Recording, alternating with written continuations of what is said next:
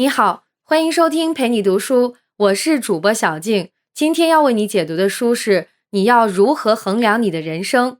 下面我们会用大概13分钟的时间，简单的介绍一下这本书。本书的封面上，我们可以看到3位作者的名字：克莱顿·克里斯坦森、詹姆斯·奥沃斯和凯伦·迪伦。事实上，这本书源自于第一位作者，也就是克里斯坦森教授当年在哈佛商学院发表的一场极具影响力的演讲。这场演讲被誉为哈佛商学院毕业前最重要的一堂课。毕业于哈佛商学院的詹姆斯和担任哈佛商业评论编辑的凯伦，当时恰好聆听了这场演讲，为之触动，因此他俩就找到克里斯坦森教授，与之共同完成了这本书的写作。在创作这本书时，当时的克里斯坦森刚刚被确诊患有淋巴癌，时刻忍受着化疗的痛苦和煎熬，但他依然用坚强的意志坚持完成了这本书的创作。下面我们从如何找到你真正热爱的事业，如何把你热爱的事业坚持下去，在发展事业的同时如何经营好家庭关系这3个方面，为你详细分享书中的内容。下面我们就一一展开。先来看看第一部分内容，如何找到自己真正热爱的事业。小的时候，很多人都被问到过一个问题：你的理想是什么？有人说想当作家，有人想当科学家，有人想当运动员。可是当我们长大后，却很少有人真的从事从小梦想的职业。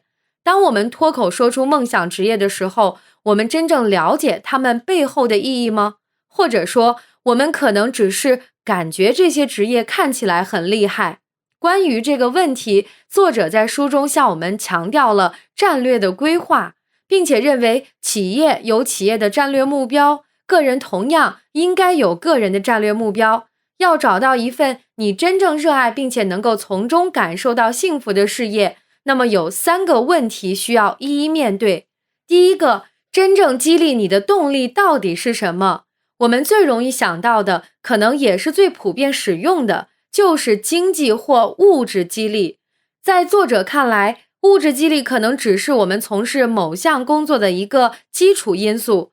除基础因素之外，真正的动力因素应该来自于人们内心深处的热爱和兴趣，也就是发自内心的想去做，这个才是真正值得我们去重视的动机。只有找到你真正热爱的工作，你才会在工作中找到幸福。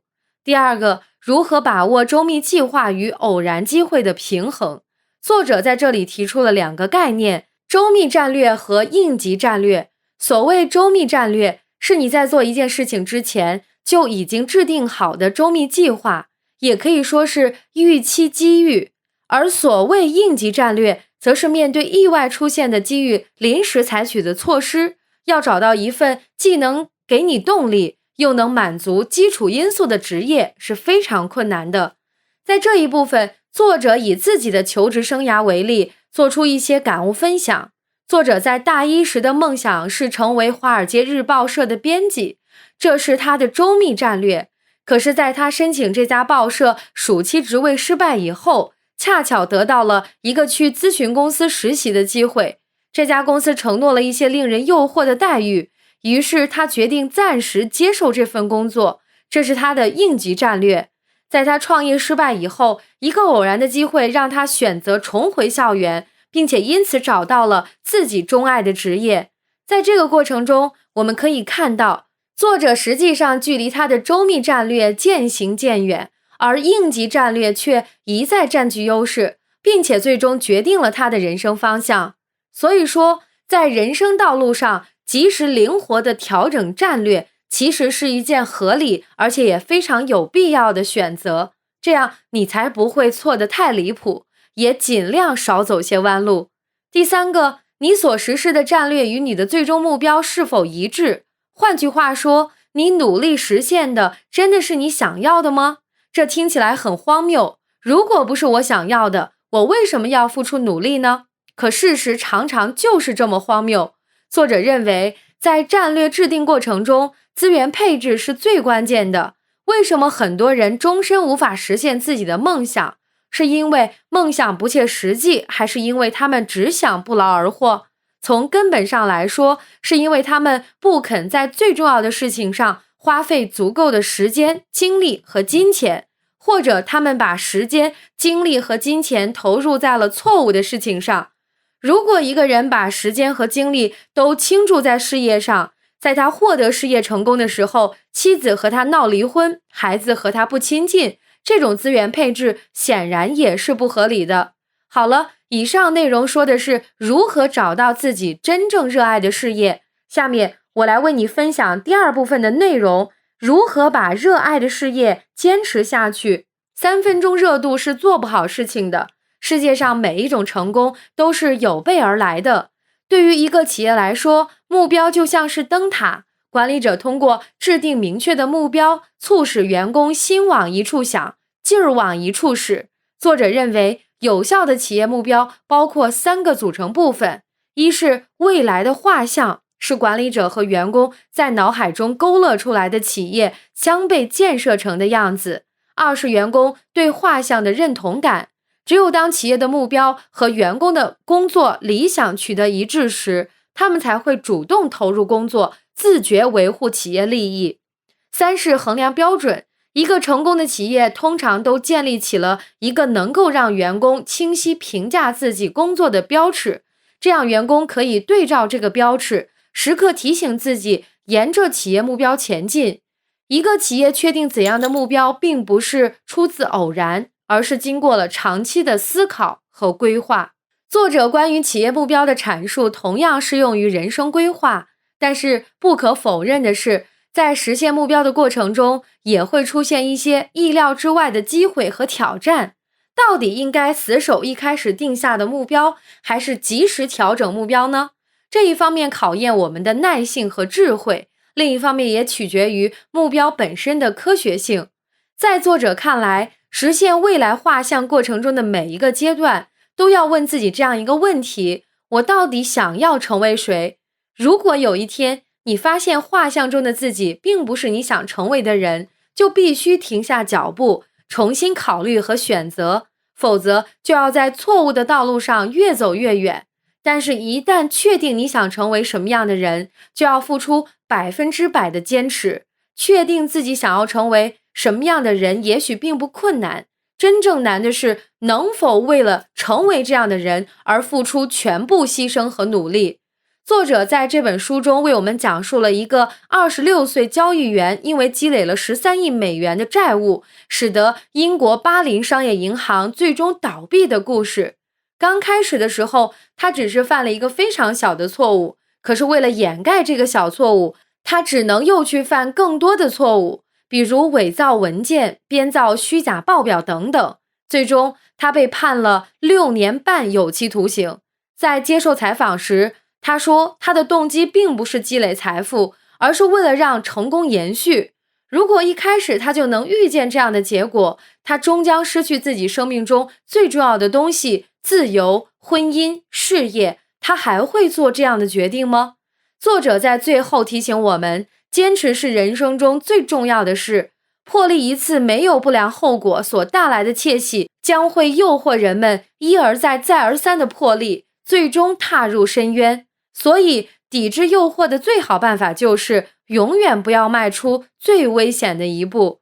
如果100次里面能做到99次坚守底线，看起来似乎已经很有原则了，可结果与那些毫无原则的人也没什么区别，因为100减1等于0。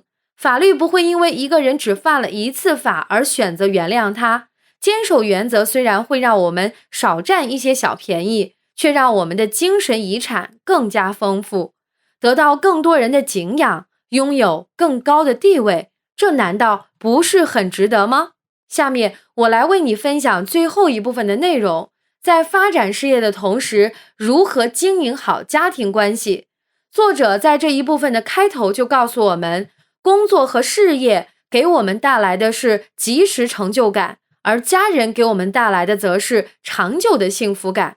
如果想在多年以后成为一个富有的商人，从现在就要开始投资，因为金钱不会自动装进口袋。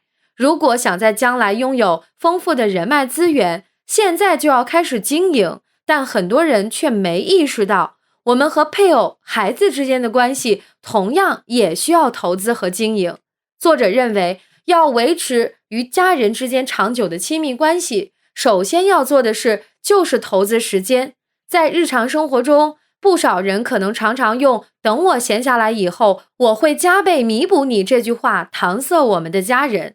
如果不能及时停止这种错误的做法，我们将永远没有机会投资情感，而这些情感是我们快乐的真正源泉。作者认为，不要忽视世界上你最在乎的人，要在你对这种关系有需求前就进行投资。其次，你要了解爱人的需要。作者认为，明确爱人的需求是与爱人建立良好关系的前提和基础，而不应该只从自己的需求出发。用今天网上很流行的一句话就是，你认为感动了全世界，到头来却只感动了自己。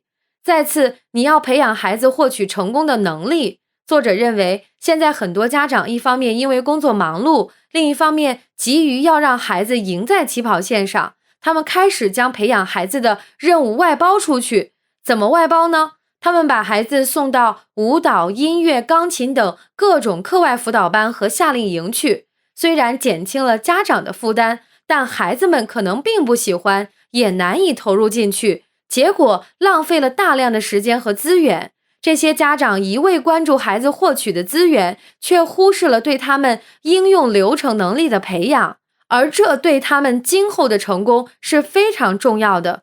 那么，家长应该怎么做才能帮助孩子获得通往成功的能力呢？换句话说，就是他们应该怎样培养孩子的资源、应用流程、价值取向3种能力呢？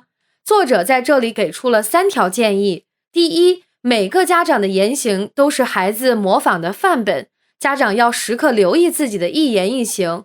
第二，在孩子遇到困难的时候，家长要鼓励他独自解决问题，而不是替他解决。家长出于疼爱孩子的考虑，为他们提供各种现成，久而久之，孩子的应用流程能力就会消退，甚至丧失。第三，家长要做的不是逼孩子学习某种知识，而是帮助他们找到自己真正热爱的事情。任何人都更愿意把注意力集中在他感兴趣的事情上。家长不能想当然地以为热爱数学的孩子是有前途的，热爱绘画的孩子是不务正业的。家长所要做的是帮助孩子快乐成长，而不是用世俗标准扼杀他们的天性。以上就是你要如何衡量你的人生的主要内容。感谢关注陪你读书，欢迎点赞分享。同时可以打开旁边的小铃铛，陪你读书的更新会第一时间提醒你。我是主播小静，我们下期再会。